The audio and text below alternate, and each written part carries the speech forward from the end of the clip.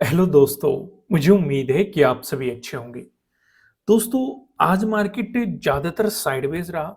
अगर आप देखेंगे बिल्कुल ही ये इधर निफ्टी 50 का चार्ट लगा हुआ है। निफ्टी 50 में आप देखो साइडवेज, इधर निफ्टी फाइनेंशियल सर्विसेज का चार्ट लगा हुआ है। इसमें कुछ रोलर कोस्टर राइड मार्केट ने दिखाई और कुछ अपॉर्चुनिटीज भी मिली, उनका भी हम डिस्कशन करेंगे। इधर आप बैंक निफ्टी का देखेंगे, इधर भी मार्केट ने पहले कैप डाउन ओपनिंग दी, फिर ऊपर मोमेंटम दिखाया, फिर वापस आया। लेकिन ये वाला जोन हमारे लिए काफी ज्यादा इंपॉर्टेंट हो गया। इस जोन पे हम बहुत ही ज्यादा फोकस करने वाले हैं। साथ के साथ एक ट्रेंड लाइन भी आपको यहाँ पे मार्केट बनाता हुआ दिखाई दे रहा है।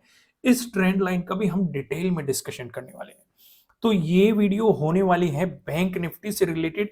क्या क्या हम यहाँ पे डिस्कस करने वाले हैं, सबसे पहले मैं आपको वो बता दूं। सबसे पहले हम आएंगे 5 मिनट के टाइम फ्रेम पे, लॉजिक का डिस्कशन करेंगे कि आज की ट्रेड के पीछे क्या क्या लॉजिक हो सकते थे। फिर हम देखेंगे 1 आवर के टाइम फ्रेम पे। 1 आवर के टाइम फ्रेम पे काफी इंटरेस्टिंग चीजें मुझे नजर आ रही है।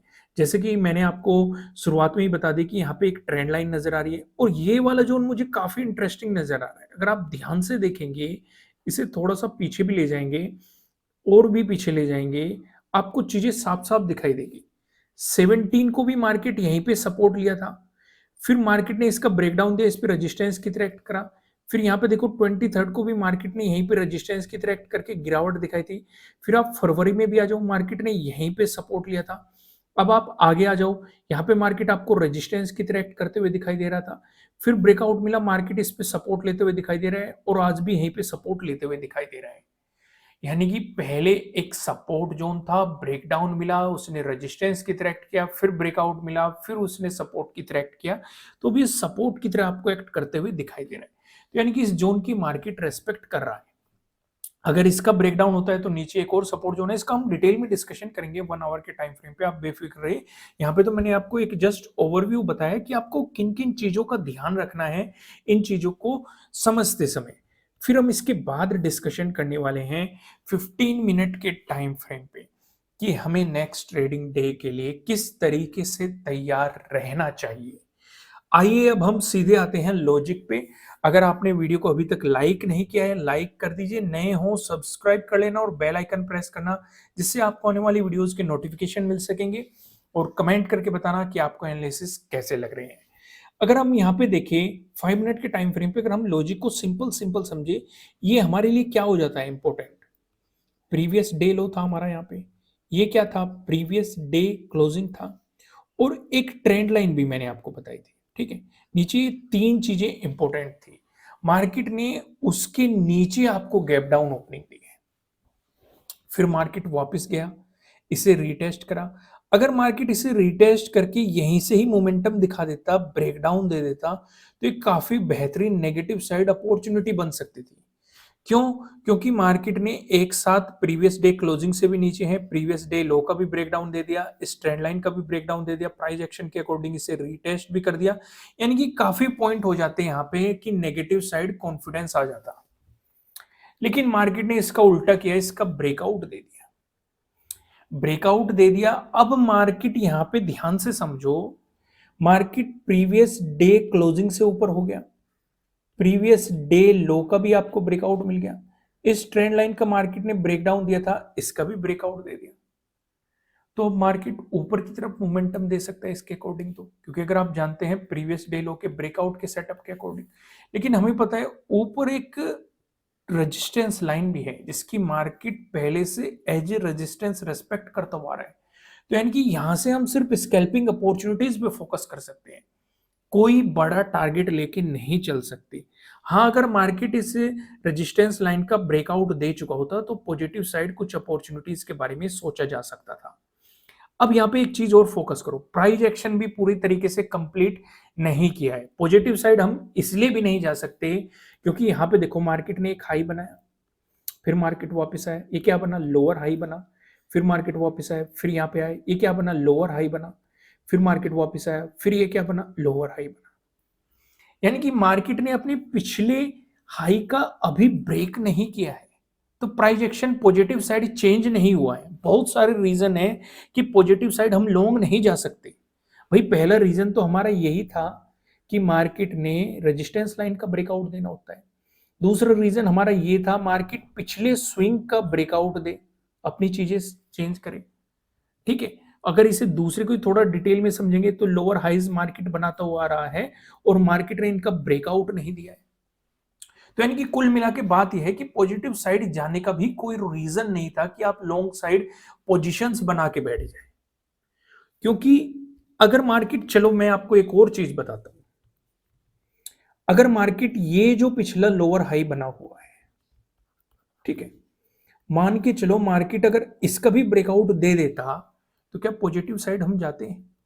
सोचो, अगर मार्केट इस लोअर हाई का भी ब्रेकआउट, दोस्तों अगर अच्छी लग रही है वीडियो को लाइक जरूर करना और कमेंट करके बताना कि लॉजिक आपको पसंद आ रहा है कि नहीं। अगर मार्केट इस लोअर हाई का भी ब्रेकआउट देता, तब भी पॉजिटिव साइड नहीं जाते। फिर आप सोचने लग जाओगे कि भाई आप तो कह रहे थे कि अगर लोअर हाई का ब्रेकआउट मिल जाता तो पॉजिटिव साइड बिल्कुल जाते। लेकिन यहाँ पे केस टू भी आता है ना। केस टू क्या कहता है, अगर किसी इंपॉर्टेंट लेवल का ब्रेकआउट आपको मिल रहा है, उसके पास कोई नजदीकी रेजिस्टेंस है, तो एंट्री नहीं क्रिएट करनी। अब आप कहेंगे यहाँ पे कौन सा रेजिस्टेंस है? बिल्कुल है, यही वाला, इसके जस्ट ऊपर एक रेजिस्टेंस बैठा हुआ है 47,000 का एक राउंड लेवल। तो फिर क्या करते हैं भाई, जैसे यहां पे आपने प्रीवियस डे क्लोजिंग और प्रीवियस डे लो के ब्रेकआउट पे स्कैल्पिंग प्लान की है, क्योंकि आपको पता है कि यहाँ पे एक रेजिस्टेंस लाइन है। ठीक वैसे अगर मार्केट इस रेजिस्टेंस लाइन का भी ब्रेकआउट देता, तो आप इस वाले स्विंग तक, इस वाले लोअर हाई तक सिर्फ और सिर्फ स्कैल्पिंग या एक छोटा टारगेट प्लान करते, ना कि लॉन्ग साइड जाते। क्यों नहीं जाते? क्योंकि आपके लिए ये वाला एक इंपॉर्टेंट रेजिस्टेंस हो जाता। हाँ, अगर मार्केट जाता, वापस आ जाता, रीटेस्ट करके फिर ब्रेकआउट दे देता, तब आप पॉजिटिव साइड कुछ प्लान कर सकते थे। या फिर मार्केट यहीं पे ही टाइम स्पेंड करने लग जाता, फिर ब्रेकआउट दे देता, तब आप पॉजिटिव साइड कुछ प्लान कर सकते थे। दोस्तों चीजें समझ में आ रही है कि नहीं, क्लियर हो रही है कि नहीं? अब कल को जो आपको फोकस करना है, इस वाली जोन पे फोकस करना है, ये मुझे सबसे ज्यादा इंपॉर्टेंट दिखाई दे रहा है। क्यों मैं ऐसा कह रहा हूं? क्योंकि ध्यान से देखो, मार्केट वापस आया, इस पे सपोर्ट लिया, फिर गया, फिर से सपोर्ट लेके बाउंस किया, फिर आया, फिर से सपोर्ट लेके बाउंस किया, फिर आया, फिर से सपोर्ट लेके फिर से बाउंस किया, फिर आया, क्लोजिंग इसी के पास दे रखी है मार्केट ने। यानी कि मार्केट इसका ब्रेकडाउन देने की कोशिश कर रहा है और कई बार इसे रिटेस्ट कर चुका है। तो अगर इसका ब्रेकडाउन हमें मिला, तो एक मोमेंटम हमें मिल सकता है। ठीक है, समझ में आए कि नहीं, चीजें क्लियर हुई कि नहीं, कोई भी कंफ्यूजन तो नहीं है ना, समझ में आ रही है? आइए अब हम चीजों को देखो, मैं आपको यहाँ पे एक चीज और समझा देता हूं। ये वाला क्या था? Support zone. ठीक है, मार्केट आया, सपोर्ट लिया, फिर से गया, फिर से सपोर्ट लिया, फिर से आया, इस वाली कैंडल ने इसका ब्रेकडाउन दे दिया। यहां में इसे ड्रॉ कर लो। काफी लोग गलती क्या करते हैं, वे चीजों को ध्यान से ऑब्जर्व नहीं करते। भाई, अगर आपका स्टॉप लॉस हिट होता है, तो उसका रीजन पीछे फाइंड आउट करा करो, क्यों हुआ। या आपका कोई सेटअप फेल होता है, तो उसका रीजन फाइंड आउट किया करो, क्यों फेल हुआ।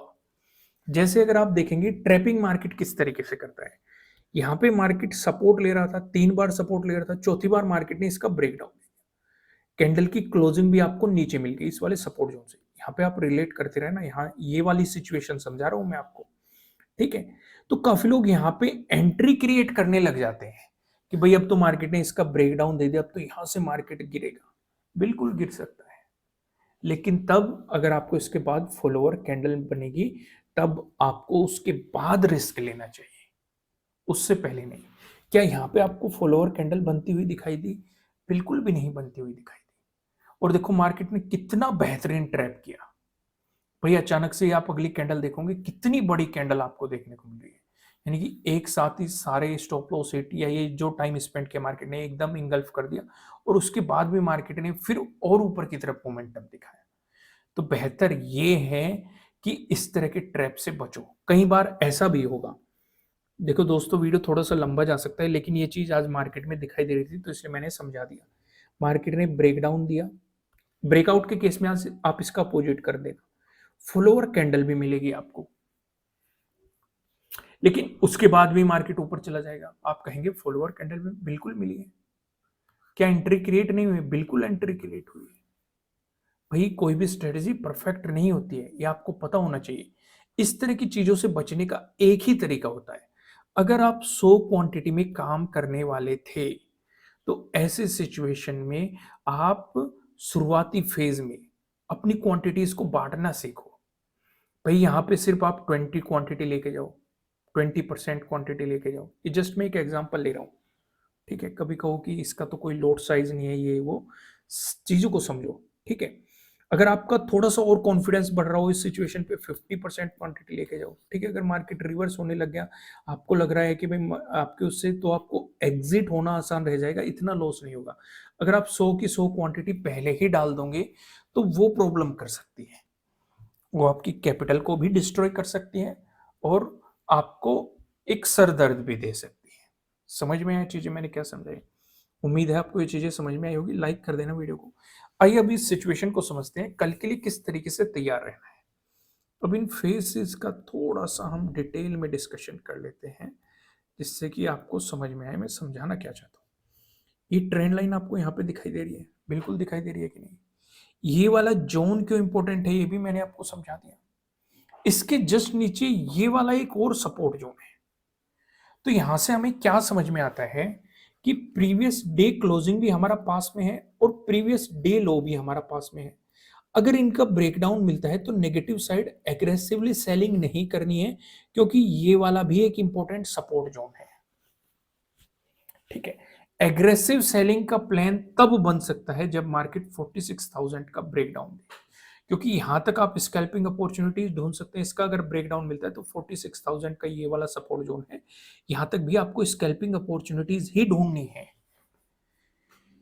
फिर काफी लोग अपना दिमाग चलाएंगे, वो सोचेंगे कि अगर मार्केट को यहां पे जाना है, मार्केट यहां पे इसका ब्रेकडाउन दे दिया और फिर कुछ टाइम स्पेंड करके फिर ब्रेकडाउन दे देगा, तो क्यों ना हम पहले ही पोजीशन बना लें।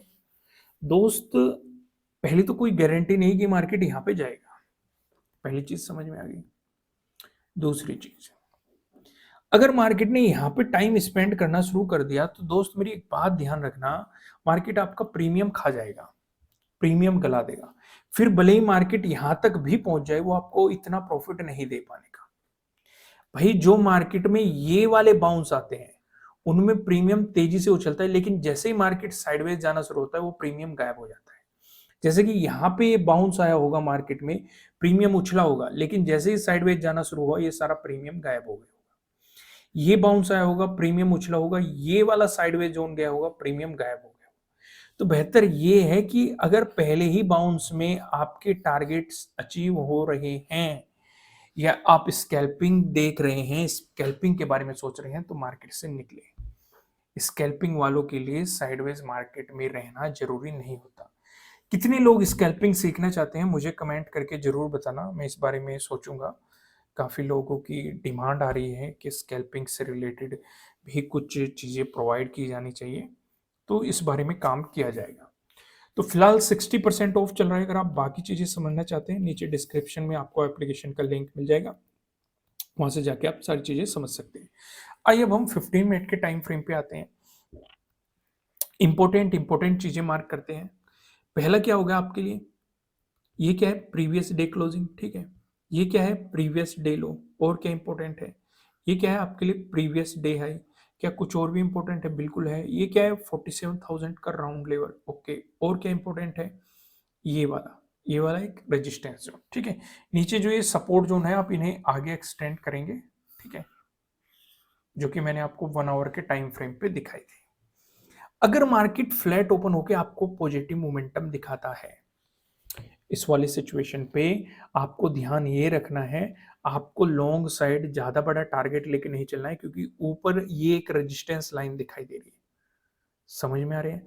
तो पहला आपके लिए जो रेजिस्टेंस बनेगा इस रेजिस्टेंस लाइन पे बनेगा। इसका आपको ब्रेकआउट मिलता है तो ये वाला जो स्विंग मार्केट ने क्रिएट कर रखा है, अभी मैंने स्विंग आपको इसलिए समझाया जिससे कि आप स्विंग को समझ पाए कि भाई मार्केट ने एक हाई बनाया, फिर लोअर हाई बनाया, फिर लोअर हाई बनाया, फिर लोअर हाई बनाया, फिर लोअर हाई बनाया। तो आपके लिए जो अगला रेजिस्टेंस बनेगा लोअर हाई, इसका ब्रेकआउट मिलता है तो प्रीवियस डे हाई, इसका ब्रेकआउट मिलता है तो 47,000 एक काफी इंपॉर्टेंट आपके लिए रेजिस्टेंस हो सकता है। एग्रेसिवली बाइंग नहीं करनी है। अगर मार्केट फ्लैट ओपन होकर नेगेटिव मोमेंटम दिखाता है तो यहाँ पे भी मैं आपको ये सजेस्ट करूंगा एग्रेसिवली सेलिंग नहीं करनी है। क्यों नहीं करनी है? इसके जस्ट नीचे प्रीवियस डे लो का सपोर्ट है। चलो मान के चलो मार्केट ने इसका भी ब्रेकडाउन दे दिया तो ये वाला एक इंपॉर्टेंट सपोर्ट जोन है। ठीक है, आपके लिए पहला सपोर्ट जोन यही रहेगा। इसका ब्रेकडाउन मिल गया तो 46,000 का आपके लिए एक इंपॉर्टेंट सपोर्ट जोन है। तो इसलिए एग्रेसिवली बाइंग या एग्रेसिवली सेलिंग आप तब प्लान करेंगे या तो मार्केट 47,000 से ऊपर निकले या फिर मार्केट 46,000 से नीचे निकले। इस बीच आप छोटे छोटे टारगेट्स लेके चलेंगे और स्कैल्पिंग पे ज़्यादा फोकस करेंगे, कम क्वांटिटी में काम करेंगे। और अगर ज़्यादा क्वांटिटी में काम कर रहे हैं तो ज़्यादा देर तक मार्केट में नहीं रुकेंगे, क्योंकि अगर मार्केट साइडवेज भी गया तब भी वो आपके प्रीमियम को गला देगा। तो बेहतर क्या है, मौका देखो और मौके पे चौका मार दो। ठीक है, अगर मार्केट आपको गैप अप ओपनिंग देता है, दोस्तों गैप अप ओपनिंग का डिस्कशन करने से पहले मैं आपको बता दूं आपके लिए किसी भी तरह का ना तो कोई बाय रिकमेंडेशन है ना ही कोई सेलिंग रिकमेंडेशन है। ये जस्ट एजुकेशनल पर्पज से बनाई गई एनालिसिस वीडियो है। इन्वेस्ट करने से पहले आपको अपनी रिसर्च करनी है, अपने इन्वेस्टर की सलाह लेनी है, क्योंकि प्रॉफिट भी आपका होने वाला है, लॉस की जिम्मेदारी भी आपको अपने आप लेनी है। अगर मार्केट गैप अप ओपनिंग देता है तो आपको इस ट्रेंड लाइन पे फोकस करना है, इस रेजिस्टेंस लाइन पे फोकस करना है। अगर मार्केट इसी के आसपास गैप अप ओपन होता है और इसका ब्रेकआउट देके चलता है तो आपको पता है ये वाला स्विंग इंपॉर्टेंट रेजिस्टेंस रहेगा, फिर प्रीवियस डे हाई, फिर आपके लिए 47,000, यानी कि जो आपके यहाँ पे रेजिस्टेंस है ये काफी नजदीक नजदीक है। तो बेहतर ये है एग्रेसिवली बाइंग की तरफ ना जाया जाए। लेकिन अगर मार्केट यहाँ से गैप अप ओपन होकर रिवर्स होता है तो नेगेटिव साइड कुछ भी प्लान नहीं करना है जब तक मार्केट प्रीवियस डे लो से नीचे नहीं निकलता। हाँ, यहाँ तक आप स्कैल्पिंग करने की सोच रहे हैं तो वो आप कर सकते हैं और उसके बारे में सोच सकते हैं, नहीं तो एग्रेसिवली बाइंग की तरफ आपको या एग्रेसिवली सेलिंग की तरफ आपको नहीं जाना चाहिए। वहीं पे अगर मार्केट आपको गैप डाउन ओपनिंग दे देता है तो आपका पूरा फोकस प्रीवियस डे लो पे रहेगा। अगर मार्केट इसके आसपास गैप डाउन ओपन होकर ब्रेक डाउन दे देता है तो नीचे पता है नीचे की तरफ आपको ये वाला सपोर्ट जोन है, इसका ब्रेक डाउन मिल गया तो 46,000 का इंपॉर्टेंट लेवल है। लेकिन अगर मार्केट यहाँ पे सपोर्ट लेके ऊपर आने लगा तो ऊपर ध्यान ये रखना प्रीवियस डे लो रेजिस्टेंस की तरह आपको एक्ट करता हुआ दिखाई देगा, प्रीवियस डे क्लोजिंग भी आपको रेजिस्टेंस की तरह एक्ट करता हुआ दिखाई देगा। यानी कि ऊपर की तरफ ज्यादा बड़े टारगेट आप लेके नहीं चल सकते, फिर उसके जस्ट ऊपर ये ट्रेंड लाइन हो जाएगी या तो ये मार्केट को साइडवेज कर देगी। अगर मार्केट ने एकदम से इनका ब्रेकआउट देने की कोशिश करी तो इस ट्रेंड में घुसने की कोशिश मत करना, एक रिट्रेसमेंट आने देना, उसके बाद कुछ प्लानिंग करना। दोस्तों इस वीडियो को लाइक करना, कमेंट करके मुझे बताना कि आपको एनालिसिस कैसे लग रहे हैं, आपके लिए कितने हेल्पफुल है। फिर मिलेंगे किसी नेक्स्ट वीडियो में किसी अच्छे कंटेंट के साथ। Thank you.